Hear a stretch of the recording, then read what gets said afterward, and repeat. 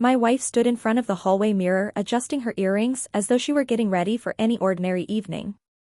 She glanced at her phone, smiled at a message, and picked up her purse. "I'll be home later," she said casually. I looked up from the newspaper. "Big meeting?"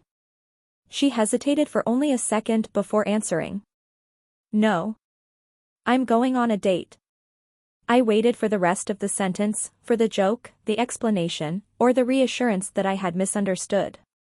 None came. Instead, she looked directly at me and said, "I think you should just accept it." The room fell completely silent. She expected disbelief, anger, or desperate questions. Instead, I folded the newspaper, placed it neatly on the coffee table, smiled politely, and replied, "Okay." Her confident expression faltered immediately.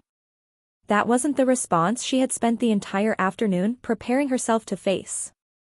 She blinked twice, convinced she had misheard me. "That's it?" she asked. "You're really just going to let me leave?" I shrugged gently. If someone has already decided to go on a date with another person, I don't think begging them to stay is going to improve our marriage. She stared at me, searching for signs that I was hiding my emotions. "I thought you'd fight for me," she admitted quietly. I gave a tired smile. "I've been fighting for us for a long time. Tonight is simply the first night I've stopped fighting alone." For several uncomfortable seconds, neither of us spoke. Then she picked up her keys, walked toward the front door, and left without another word. I waited until I heard her car pull out of the driveway.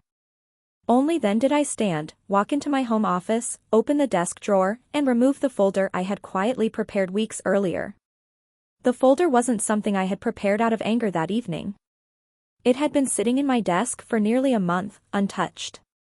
Inside were copies of our financial records, a list of shared accounts, and the business card of a family lawyer I had met after realizing our marriage was drifting further apart. I had hoped I would never need any of it. I sat at my desk for several minutes looking at the papers without opening them. Then I made 3 phone calls. The first was to my attorney to schedule an appointment for the following morning. The second was to the bank to begin separating accounts that legally could be separated. The third was to my older brother, asking if I could stay with him for a few days while everything settled. None of those decisions came from revenge. They came from accepting that my wife had already chosen a direction, and I needed to responsibly choose mine. By the time midnight arrived, the house looked exactly the same, but everything important had changed. I packed a single suitcase with clothes, personal documents, my laptop, and a few family photographs. I left everything else untouched. There was no reason to damage property or turn a painful situation into an ugly one. Before leaving, I sat at the kitchen table and wrote a short letter. I meant what I said. I accept that I can't control your choices. In return, I hope you can accept that I have to make choices for my own future as well. My attorney will contact you within the next few days so we can handle everything respectfully. I folded the note, placed it beside my wedding ring, locked the front door behind me, and drove away. For the first time in months, I wasn't wondering what she might decide next. I had finally made a decision of my own. It was nearly 2 o'clock in the morning when my phone began vibrating. I looked at the screen. 6 missed calls from my wife. Then came the text messages.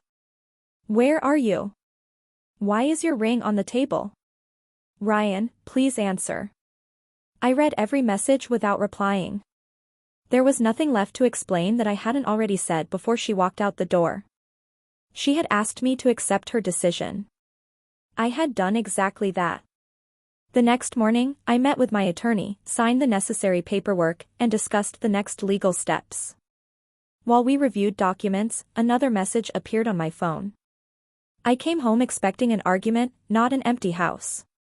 I quietly locked the screen and returned my attention to the meeting. Sometimes silence isn't meant to punish someone. Sometimes it's simply the sound of a decision that has already been made. That afternoon, she finally reached me through my brother's phone. Her voice was shaking. "I never thought you'd actually leave," she admitted. I took a slow breath before answering. "That's exactly the problem." She cried quietly on the other end of the line. I thought you'd stop me.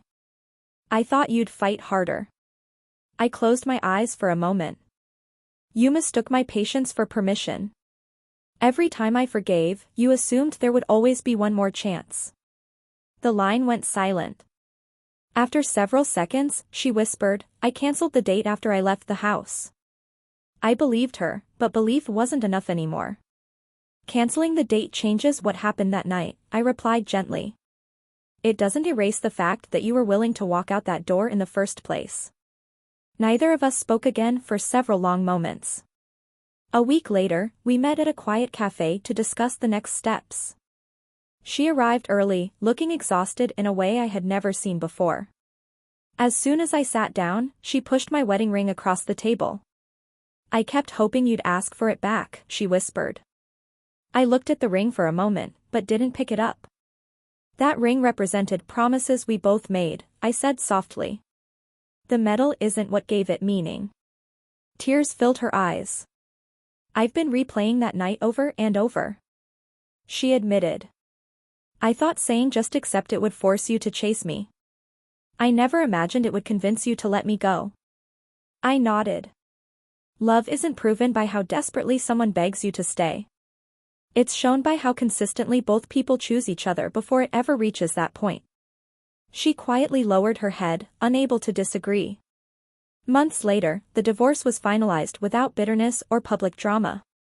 Friends often asked what I did after my wife walked out the door to meet another man, expecting a story filled with revenge or confrontation.